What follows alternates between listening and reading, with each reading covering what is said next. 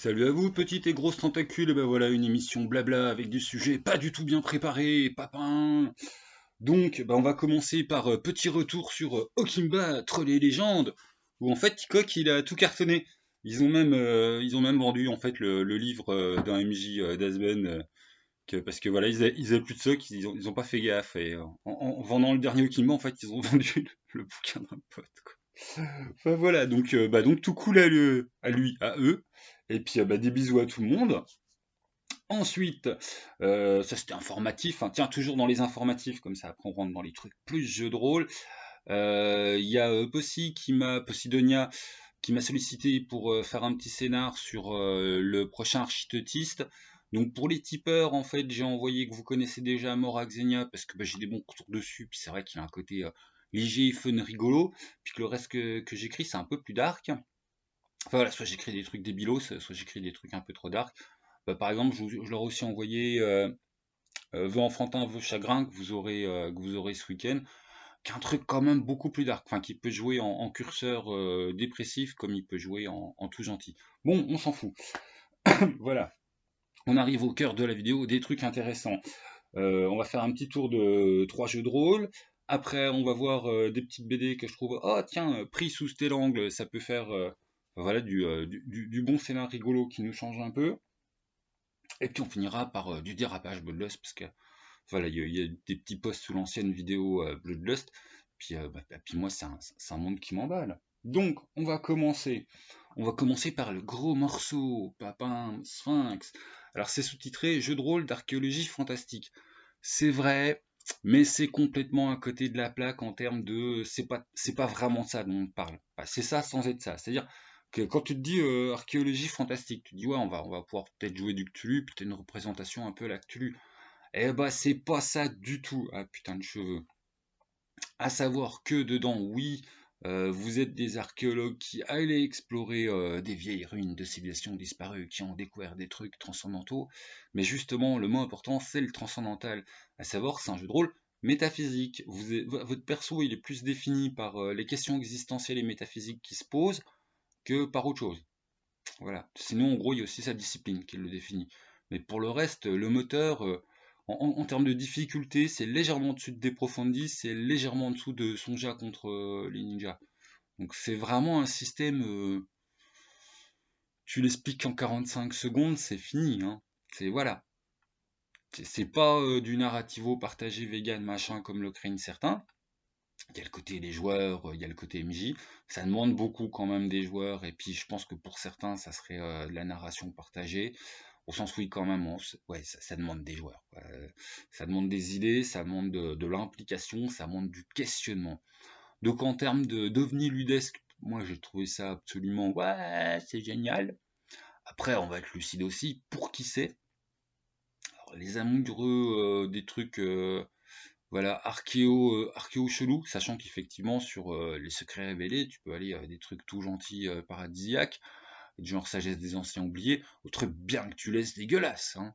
Il y a des exemples de ruines qui te sont donnés avec leurs secrets métaphysiques. Et puis de toute façon, le gros intérêt, c'est la découverte des ruines, mais la découverte aussi enfin, de soi-même, du personnage et sa progression dans ses questionnements. Questionnements qui sont quand même clairement, enfin, qui sont alliés avec les questionnements des joueurs. Donc en termes de public, t'es quelque chose pour les gens qui aiment bien les jeux perchés à la Romaric Brillant sur le côté un peu philo, mais avec de l'introspection un peu comme les jeux ouais, faits par Manon et Simon Lee. C'est entre ces deux courants, le tout sur un système sur le pouce, sur un système qui s'efface complètement derrière sa proposition de jeu. Et sa proposition de jeu, c'est des interrogations métaphysiques sur des civilisations disparues qui portent des secrets très anciens. Voilà, je peux pas faire plus sans spoiler complètement le jeu. C'est perché, voilà, c'est perché, c'est absolument pas pour tout le monde. Après, en termes de proposition ludique, c'est un truc quand même, c'est un ovni. Voilà, c'est un ovni aussi bien sur à quel point le système il est juste là pour soutenir le questionnement et l'exploration des joueurs et puis leur participation dans qu'est-ce qu'ils amènent. Et enfin, par exemple, l'auteur il te conseille, ouais, prenez une pause toutes les heures. Voilà, une pause toutes les heures. Tant pis si ça gâche un peu le rythme, on s'en fout. C'est un jeu qui est tellement exigeant, qui a besoin de vous-même que voilà, devenez pas trop glauque, prenez une pause toutes les heures.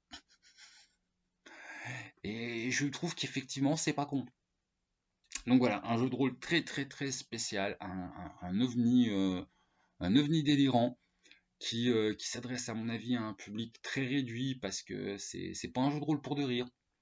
Ouais, c'est un jeu de rôle pour se creuser la tête et partager ses doutes existentiels et ses questionnements et puis voir ses tripes, voilà, pour tous ceux qui sont fans de Jacques Grimaud, non pas en termes de croyances, mais en termes de fond imaginatif, c'est pas mal. Mais à ce niveau-là, c'est pas du tout Stargate.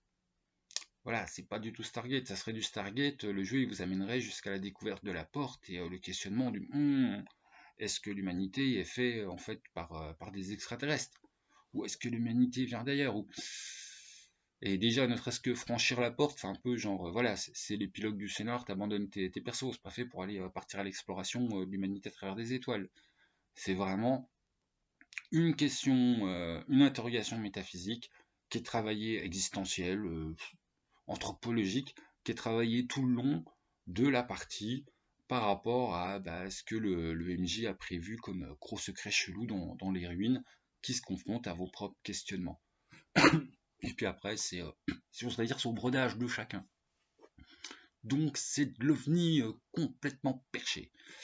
Et moi je trouve ça génial, mais après, voilà, j'aimais cacher que j'aimais bien les trucs un petit peu expérimentaux, trucs chelous, où on va tester les limites du jeu de rôle. Ça teste les limites du jeu de rôle. Hein. Je veux dire, au-delà, c'est plus du jeu de rôle, c'est une soirée philo sur des questions d'ontogenèse ou de cosmogonie. C'est pas plus compliqué que ça, quoi.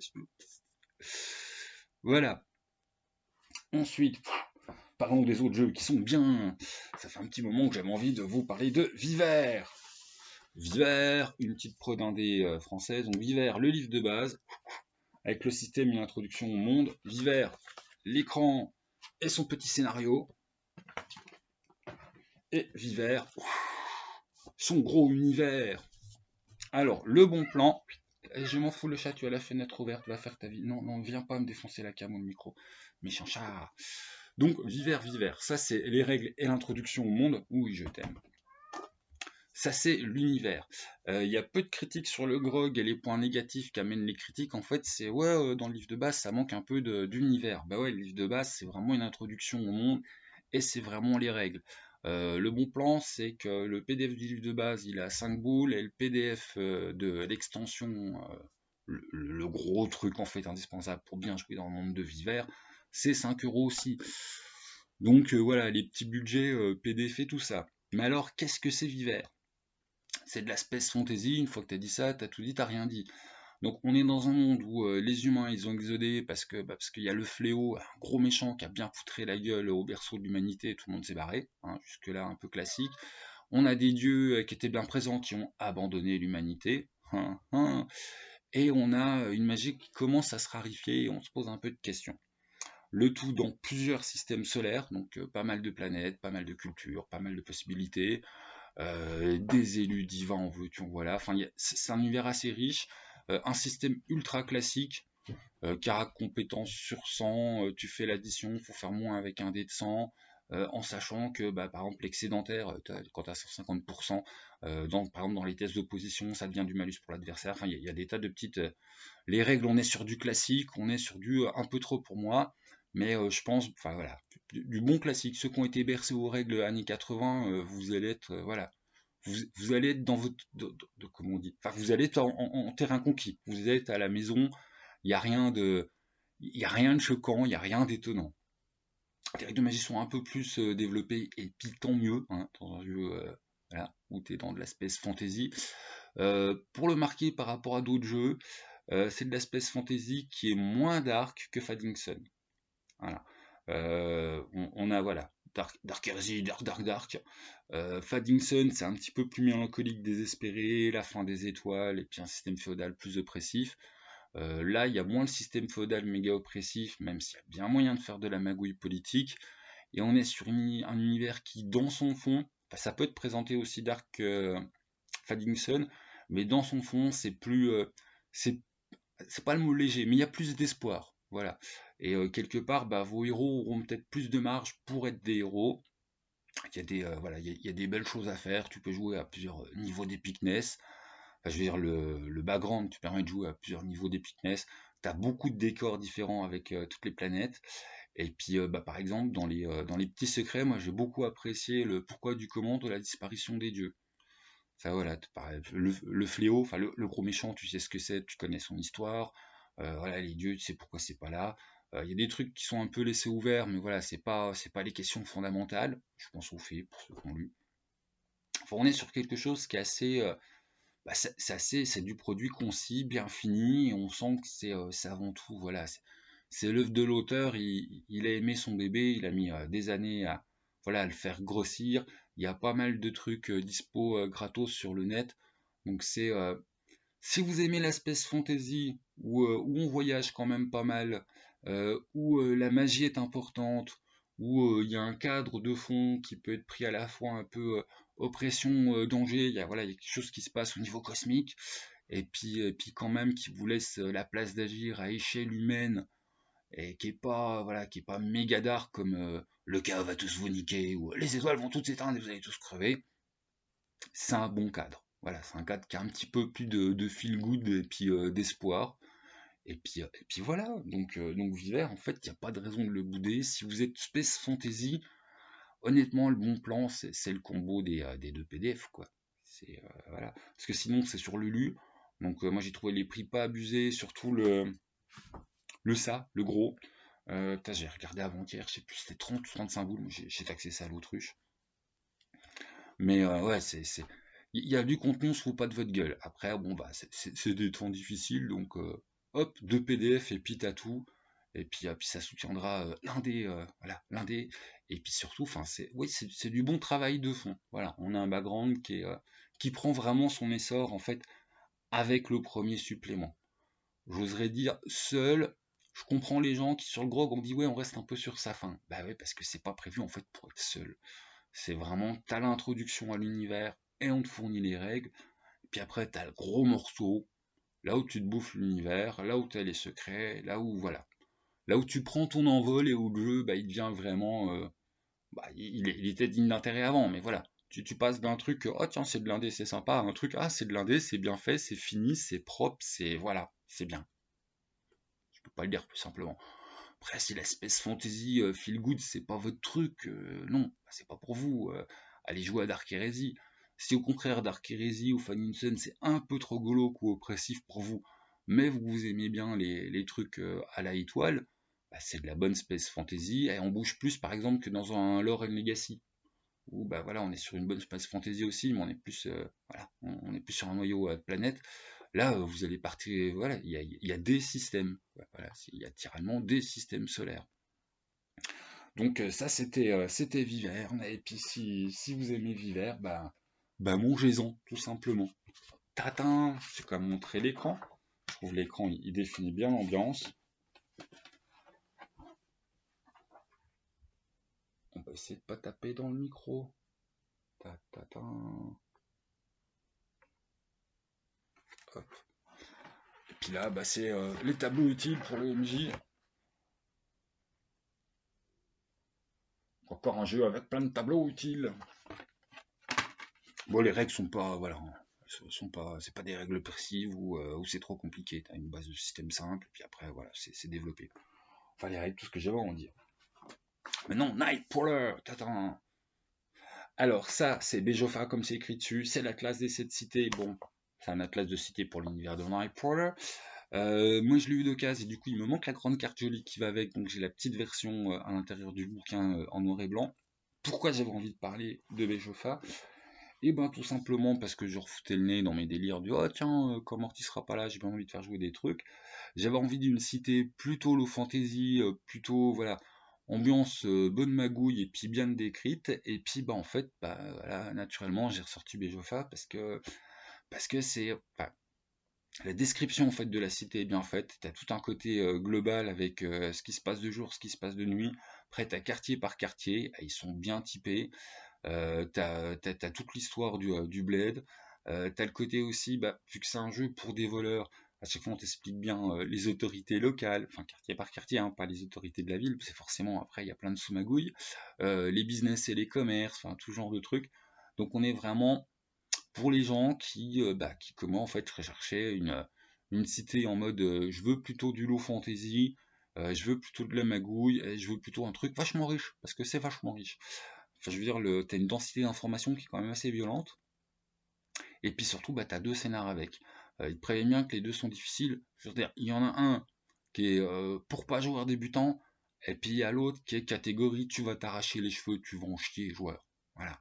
Il y en a un ouais, qui est clairement difficile, et où je pense t'as pas la moitié des gens qui le tentent, qui le réussissent. Voilà, qu'on une solution optimum, je pense que c'est bien bien galère pour les joueurs. Donc un vrai scénario difficile, qui en plus, enfin, il y a un peu ce côté aussi, promenons-nous dans le supplément, ce que j'appelle ouais, les scénarios promenades, hein, où bah, oh, tiens, on a fait un supplément, donc du coup, faut mettre en avant ces spécificités en baladant les gens dans plusieurs, alors en l'occurrence dans plusieurs quartiers.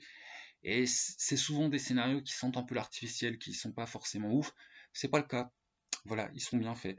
Et le scénario plus léger, on est sur des précieuses ridicules chez les riches. Enfin, il a un petit côté humour, il a un petit côté difficile, mais ouais, on n'est pas sur le truc insurmontable. Et avec une bonne dose d'humour et de cynisme, donc ça le rend très très digeste et agréable. L'autre, c'est un scénar de voilà, c'est un scénar de péripapéticienne chaud, chaud. C'est pour des gens qui connaissent Nightcrawler, c'est pour voilà. Et d'un autre côté, bah, c'est bien parce que justement, je pense que les vieux joueurs de Nightcrawler, là, ils ont eu du scénar à manger. Donc, de toute façon, Bischoff, c'est pour qui? Bah, c'est pour les gens qui jouent à Nightcrawler, hein, tout simplement. C'est un peu le cadre indispensable de campagne. Mais c'est aussi bah, pour les gens qui, comme moi, cherchent des cités plutôt bien décrites, low fantasy, ambiance magouille, avec une grosse présence de la pègre qui t'est donnée. Hein. Voilà. Sortie de ça, d'Heroic, quand je le ferai jouer, je pense que ça sera fin mai, début juin. Et je vais prendre le cadre justement de Bejofa, mais je vais prendre les règles de CDO parce que bah, Nightcrawler fait partie de ces jeux avec règles bien développées. Moi, j'aime pas les règles trop développées. Donc voilà, ça sera un truc. Enfin bon, j'en reparlerai. C'est comme Stalkers, on va attendre que Choupinette elle se barre. Et puis on va faire des soirées jeux. Et puis c'est tout. Allez, maintenant, 4 petites BD présélectionnées, on s'en fout, pop up, j'arrête de raconter ma life. Bon, j'ai sorti ça tout simplement parce que bah, je me dis, oh tiens, ça faisait un moment que je m'étais pas penché sur autre chose dans le domaine de l'imaginaire en disant, oh bah ça on pourrait faire un jeu de rôle sympa. Donc j'en ai pris 4, totalement arbitrairement en fonction de mes goûts. Alors, ce que tout le monde connaît, qui casse la BD, puis ceux qui connaissent pas la BD doivent connaître le film. En quoi Kick-Ass serait pas intéressant? Bah, c'est que ça s'essouffle vite. En quoi Kick-Ass est intéressant? C'est dans son paradigme de base du questionnement de la violence. En fait, Kick-Ass peut être pris comme un jeu de rôle qui serait défouloir. Un truc à une glorieux de bastard, un truc où, oh tiens, j'ai revu mes traumas de harcèlement à l'école et je me venge, je pète la gueule à tous les méchants. C'est un peu le niveau de lecture 1 et que je trouve pas intéressant, hein, on va être clair. Et puis d'un autre côté, bah, tu peux le jouer justement pour tout ce qui est aussi, sous-entendu à certains moments de la BD, voire du film, c'est que se faire justice soi-même. Enfin, ce qui est intéressant, c'est que tu pars du postulat qu'on est dans notre vrai monde et que tu joues des ados qui pètent un plomb et puis qui effectivement se mettent en super costume pour aller se rendre justice à eux-mêmes. Avec tout le questionnement de bah, la violence où ça mène, généralement c'est pas ouf. Enfin, dans le film aussi c'est donné, hein. Les méchants font naître les super-héros, qui eux-mêmes font naître les super-vilains. Enfin, on est dans un balancier que la violence nourrit la violence. Voilà, contrairement à un truc du genre justice régulée avec des lois communautaires qui font que bon, on limite la violence de chacun pour l'intérêt de tous.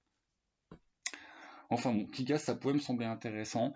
Et ça a ce côté, voilà, un cadre qui peut paraître comme un gros bordel défouloir, qu'en fait, ça intègre des vraies questions de fond ouais, sur le rapport de l'homme à la violence, sur la question de la vengeance, sur la question de voilà, la justice personnelle. Enfin, c'est pas pour les gens qui sont fans du Punisher au sens où il va buter plein de gens. C'est pour les gens qui sont fans du Punisher au sens ouais, Castle, il est quand même, voilà, c'est un psychopathe qui est de l'autre côté de la barrière. Je sais pas si je suis clair. Enfin, je trouve ça. Je pense pas qu'il y ait moyen de faire un jeu qui casse parce que ça a quand même assez bien s'essouffler. Mais de faire une partie qui casse avec ce genre de truc où justement des adolescents joués par les joueurs meurent bêtement parce que bah, la violence est mortelle et que voilà, tout simplement. Enfin, ça peut être un truc bien intéressant. Et oui, j'avais ça en tête par rapport. Ah putain, j'ai encore massacré les noms de jeux. Bubble Shoes Gun, j'en ai parlé il y a plus longtemps. Tiens, je remettrai le vrai nom dans la description en dessous. Mais ouais, pour jouer de l'ado réaliste dans un cadre quand même un petit peu notre monde légèrement squeezé, je trouve que Kick-Ass, bah, ça apporte un vrai questionnement, puis un truc sympa. Garufo, alors pour ceux qui ne le connaissent pas, Garufo c'est une BD où une grenouille est transformée en prince.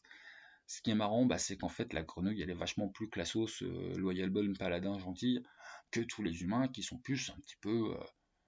Enfin voilà, c'est des humains, ils sont traités sans trop de gentillesse. Ils sont pas tous gentils du tout.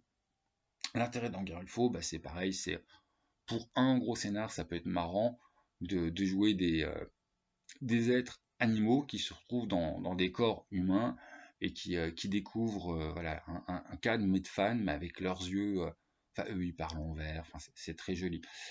Au-delà, au niveau anthropomorphisme, on serait sur De Cap et de Croc, on serait pas du tout dans le même univers.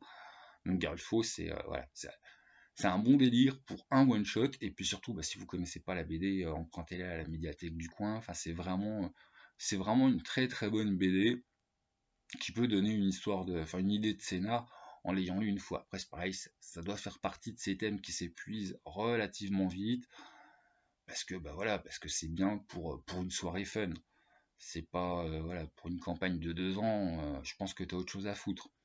Mais pour une petite soirée fun où vous jouez des canards, des vaches, des cochons et des grenouilles, tous transformés en êtres humains, tous porteurs de bons sentiments confrontés à la bêtise humaine, ça peut être très rigolo. En tout à l'inverse, un gros cadre, que bah, c'est pareil, ça nécessite la lecture de la BD, La Nef des Fous, c'est un gros classique, hein, donc vous le trouverez dans plein de médiathèques et compagnie. La Nef des Fous, ça va être le contraire. En termes de one-shot, ça devrait avoir peu d'intérêt. La Nef des Fous, c'est une BD à secret que bah, tu as toutes les réponses à la fin. Et l'intérêt, bah, c'est justement de ne pas faire les révélations de la BD. C'est voilà, tu vires les persos de la BD et tu fais vos joueurs qui vont découvrir les secrets de la Nef des Fous. Une fois que tu as lu la BD, l'angle d'attaque qui s'impose super facilement, il y a des espèces d'inspecteurs de police, et eux c'est vraiment parfait pour la découverte de Potoros, enfin de cet univers, qui est vraiment qui a un univers en soi, où tu peux bien jouer, enfin voilà, tu peux le faire jouer en 2-3 séances, non, je pense, enfin, il en faut bien 4-5 pour le jouer rapide, en découvrant le secret du monde. C'est un petit côté poétique, doux amer, ça c'est voilà, non, c'est assez joli. Comme tu peux faire un truc plus long voilà, pour laisser le temps de faire du roleplay et puis de bien découvrir le secret du monde. Après, ça reste voilà, un jeu clos et puis une aventure close où une fois que tu as tout découvert, les poteaux puis que tu as, voilà, découvert le goût du monde, et ben il n'y a plus rien à y faire. Mais tout l'intérêt voilà, d'un bon gros scénar qui dure 3-4 mois, ça va être de découvrir un cadre de jeu et un univers qui est assez sympa. Et puis sinon, lisez en B2, c'est cool. Et on tient. Oui, première fois que je suis passé dessus, je me suis dit, ah, BC Warrior, non, c'est de la merde adapté, c'est juste non plus des gros robots en guerre qui vont péter des têtes. Et bien d'un autre côté, en fait, BC Warrior, non, je suis bête. C'est un truc qui peut jouer aussi infiniment que les donges, justement, Donjons Dragons. Hein. Tu remplaces une exploration de donge par une exploration de vaisseau spatial ou de base ennemie. Tu remplaces le gros guerrier par le gros guerrier robot, le magicien par l'espèce de magicien psy robot, et en fait c'est Donjons et Dragons dans l'espace avec des gros robots. Et BC Warrior peut être absolument inintéressant en fait si on est dans le trip comment dire, j'aime pas les donjons, autant en fait il est d'exploitation infinie si tu le joues dans cette optique. On remplace le trio guerrier, prêtre, voleur, mage, ce que tu veux, par la même chose dans les robots. Et vu qu'en plus c'est des robots doués de conscience et pas bêtes, il y en a qui se posent des questions un peu existentielles, puis des interrogations, donc tu peux même dépasser complètement le cadre. Nos parties, c'est juste des missions où on va péter des gueules. Même si il y a un côté, enfin ça serait la base du jeu, Beastie Warrior. Hein. Tout comme l'exploration de donjons pourrait être la base d'une certaine manière de jouer au Medfan. Donc, et ben voilà. Et puis sinon, le truc de fin, on a un petit peu dérivé à parler Bloodlust sur une vieille vidéo hier soir avec quelqu'un qui regardait la vidéo. Et puis c'est vrai que Bloodlust, c'est un univers de fond qui est super intéressant et qui fait encore imaginer. Je me dis, oh, mais pourquoi ça fait encore autant rêver les joueurs? Parce que l'univers de Bloodlust a ce défaut qui en devient une qualité, c'est que il est non défini. Enfin, il est non défini. Bien expliqué. Bloodlust manque d'un cadre d'explication globale. Il y en a un qui t'est donné au tout début de la V1, mais en fait, on n'a pas le. Voilà, on sait qu'il y a plein de civilisations qui se sont succédées, mais on ne sait rien d'elles.